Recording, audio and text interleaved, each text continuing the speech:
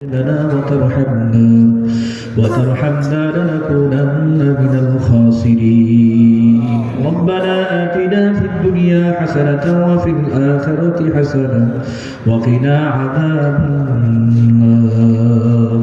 اللهم مغفرتك أوسع من ذنوبي ورحمتك أرجى عندي من عملي. رب العالمين আল্লাহ বাইতুল্লাহ কওমি মাদ্রাসা কর্তৃক আয়োজিত হাফেজ ছাত্রদের দস্তার বন্দি উপলক্ষে 2 দিন ব্যাপী মাহফিল আল্লাহ আজকে প্রথম রজনী সমাপ্ত অধিবেশনে বৈশা গুনাহ মাফির নিয়তে আমরা তোমার কতিপয় গুনাহগার বলা গুনার বোঝা কাঁধে নিয়ে আমার ফেরাতের বড় আশা নিয়ে আল্লাহ আপনার শাহী দরবারে হাত উঠাইলাম। রব্বুল আলামিন মেহেরবানি কইরা আমাদের গুনার দিকে না তাকাইয়া আপনার পাক রহমতের দিকে তাকাইয়া এতিম নবীদের এতিম উম্মত হিসাবে আল্লাহ আমাদের সকলের জীবনের গুনাহ খাতাগুলি মাফ করে দাও। রব্বুল আলামিন আল্লাহ ময়দানের মাহফিলের দিকে তাকায়া দেখে কত আমার দাদার বয়সী বাবার বয়সী দাদার বয়সী দাড়ি পাকা মুরব্বীর কামদেরকে নিয়ে হাত উঠাই দাও আল্লাহ। কত আলেম ওলামা তালবিনদেরকে নিয়ে হাত উঠাই দাও আল্লাহ। মাদ্রাসা সভাপতি সাহেব আল্লাহ আল্লাহ আলহাজ মোহাম্মদ বদুর রহমান সাহেব হাত উঠাইছে। মাদ্রাসার মুহতামিম সাহেব চাকরি হুজুর হাত উঠাইছেন আল্লাহ। কত আলেম ওলামা জাকির তাওহীদ হাত উঠাইছে মালিক ইয়া আল্লাহ আপনার কাছে গুনার জন্য ক্ষমা চাই আল্লাহ। এতিমের মতো মুসাফিরের মতো ভিক্ষুকের মতো দুটো হাত উঠাইছি মালিক আপনার কি একটু দয়া লাগে না? আপনার কি একটু মায়া লাগে না?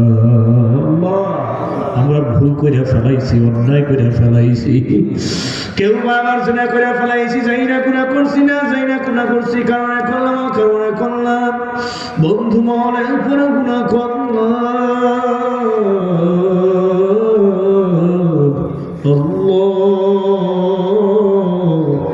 সারা জীবন গেল আমাদের গুনাহ করতে করতে, নেকের কাজ ভালোভাবে কিছুই করতে পারলাম না রে মালিক ইয়া আল্লাহ। হাত দুটার দিকে তাকায় দেখে আমরা দুইটা গুনাহের ধুলাবালি দিয়া ভরা, পা দুইটার দিকে তাকায় দেখি পা দুইটা গুনাহের ধুলাবালি দিয়া ভরা।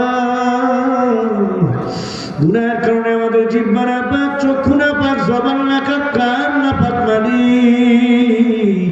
সারা দিন রাত বড়িত গুনাহ দিয়া জর্জরিত ভরা।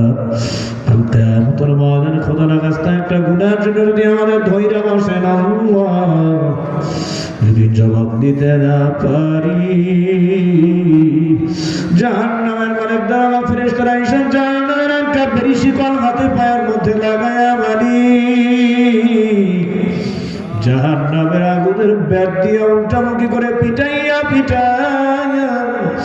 ঘুরিন ঘুরিন করে জাহান্নামের আগুনের মধ্যে ফেলাইয়া দিবে মালিক। এক সেকেন্ড জাহান্নামের আগুনের আযাব সহ্য করার ক্ষমতা তো মালিক আমাদের কারণ দয়া করে মায়া করে, যেহেতু আল্লাহ বাইতুল মামুর কওমি মাদ্রাসার মাহফিল নিয়ে আসছে, আমার একটা গুনাহ বাকি থাকতে আমাদের কাকা মাহফিলের ময়দান থেকে বিদায় দিন আল্লাহ। জীবনের সমস্ত গুনাহ খাতা মাফ কইরা দেন, নামগুলি জাহান্নামের খাতা থেকে কাইটা দিয়ে আল্লাহ মাহফিলে হাজিরা দেওয়ার কারণে জান্নাতের খাতার মধ্যে উঠায় দেন আল্লাহ। খাস করে কেকুম নিয়াত করে আপনার শাহিদার হাত উঠাইছেন আল্লাহ। আপনি অন্তর্যামী সবার মনের খবর জানেন, মেহেরবানি কইরা আল্লাহ সকলের মনে নেক মাকসাদ আপনি পূর্ণ করে দেন আল্লাহ। পেরেশানির মধ্যে যারা আছে পেরেশানি দূর করে দেন আল্লাহ। অভাবনার মধ্যে যারা বন্টন দূর করেন, সবার জন্য ব্যবসা বাণিজ্যে আপনি বরকত দান করেন আল্লাহ। খাস করে দয়ার মালিক হাজরাত দেশের মধ্যে জানি না কার জনম দুঃখিনী আম্মা জান দুনিয়ায় না, কার মায়ের বাবা দুনিয়ায় নাই, ইয়া আল্লাহ, যেই সন্তানের মা নাই ওই সন্তান বুঝে মা হারানো কি ব্যথা, যেই সন্তানের বাবা নাই ওই সন্তান বুঝে বাবা হারানো কি ব্যথা। মা বাবা কথা বলার পর কোন কোন সন্তানের কলিজার মধ্যে সুখের আগুন, মা হারানো মারা সুখের আগুনটা ধাও ধাও ধাও ধাও করে জ্বলে উঠছে মালিক। ভুক্তভোগী সন্তান ছাড়া কেউ বুঝবে না। আল্লাহ, ওই আপনজন মা বাবা যাদের কবরে ঘুমায়, কবর আযাব বন্ধ করে কবরগুলি জান্নাতের টুকরা বাগান বানায় দেন আল্লাহ। আরো জানি না কার দাদা নাই, দাদি নাই, নানা নাই, নানি নাই, শ্বশুর নাই, শাশুড়ি নাই, ভাই নাই, বোন নাই, পাড়া প্রতিবেশী দোস্ত আপন যার যে কবরে ঘুমায়, আল্লাহ সবার কবর আযাব বন্ধ করে কবরগুলি জান্নাতের বাগান বানায় দেন আল্লাহ রব্বুল আলামিন। এই বাইতুল মামুর কওমে মাদ্রাসা এলাকার পূর্ব শামপুর কদমতলী এলাকার মধ্যে থেকে ইতিমধ্যেই যারা দুনিয়া থেকে বিদায় নিয়ে কবরে ঘুমায়, সব মধ্যেখানদের কবর আযাবকে কিয়ামত পর্যন্ত আপনি মওকুফ করে দেন আল্লাহ। কবরগুলি জান্নাতের টুকরা বাগান বানায় দেন আল্লাহ। এই বাইতুল মামুর কওমে মাদ্রাসা কিয়ামত পর্যন্ত আপনি কবুল করে নেন আল্লাহ। এর জমিদার প্রতিষ্ঠানের সবাইকে কবুল করেন।